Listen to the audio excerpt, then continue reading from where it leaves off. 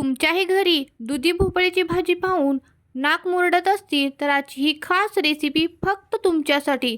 दुधी भोपळा न खाणारे देखील अगदी आवडीने खातील आणि त्यासोबतच मऊ लुसलुशीत अशी तांदळाची भाकरी. अजून काय हवं, हो की नाही? ही रस्सा भाजी बनवण्यासाठी मी छान असा एक कोवळा दुधी घेतलेला आहे. तो मधून छान असा कट करून घ्यायचा आणि वरची जी साल आहे ती आपण काढून टाकणार आहोत. आता मोठ्या किसणीने आपण याला छान असा किसून घेणार आहोत, जेणेकरून आपल्याला जाडसर असा किस तयार होतील. यामध्ये आपण बेसिक मसाले घालायचे आहेत, कोथिंबीर घालायचे आणि थोडंसं इथे मी बेसन घातलेलं आहे आणि सोबतच कॉर्नफ्लॉवर घालून याचा घट्टसर असा बॅटर आपण तयार करणार आहोत. आणि जशा थापीव वड्या बनवतो अशा पद्धतीच्या या वड्या बनवून घ्यायच्या. आता गरम पाण्यामध्ये टोमॅटो, कांदा आणि लसूण घालून छान अशी उकळी आणायची. थंड झाल्यानंतर याची बारीक पेस्ट तयार करायची. आता आपल्या वड्या देखील तयार झालेल्या आहेत, तुम्ही ते पाहू शकता. कढईमध्ये मी ते तेल गरम केलेलं आहे.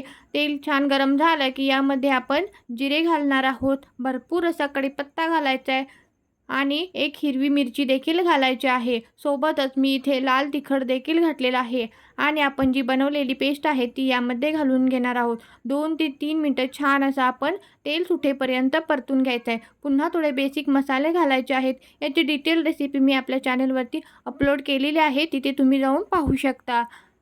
थोडंसं चवीपुरतं मीठ घातलेलं आहे आणि आपण ज्या वड्या बनवलेल्या आहेत त्याचे छोटे छोटे काप आपण यामध्ये घालून घेणार आहोत. वरून थोडंसं पुन्हा मी इथे गरम पाणी घातलेलं आहे आणि बनवलेल्या ह्या वड्या घालून घेणार आहोत.